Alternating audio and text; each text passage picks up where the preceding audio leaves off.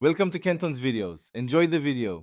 You start by confirming your router and client device support the 2.4 GHz band. This matters because range and compatibility differ from 5 GHz. Once done, connect via Ethernet or Wi-Fi to the router network, open a browser, and enter the router IP common 192.168.0.1 or 192.168.1.1. Log in with admin credentials if you don't know them. Check a label or remotely saved password vault. Make sure to back up the current config so you can revert if needed. Once logged in, go to wireless or Wi-Fi settings and select the 2.4 GHz radio. Many routers show it separate from 5 GHz. You should set a clear SSID, choose WPA2 or WPA3 for security, and select an optimal channel like 1, 6, or 11 to reduce interference from neighbors.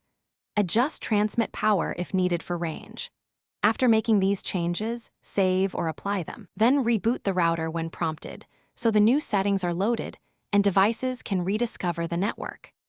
Now connect your devices by selecting the 2.4 GHz SSID and entering the password you set. You may need to forget older networks first. If a device won't connect, make sure the channel width is compatible, 20 MHz or 20/40 MHz, and switch channels to avoid interference. Cordless phones and microwaves often affect 2.4 GHz. If problems persist, reboot devices, power cycle the router, or restore the backup you made.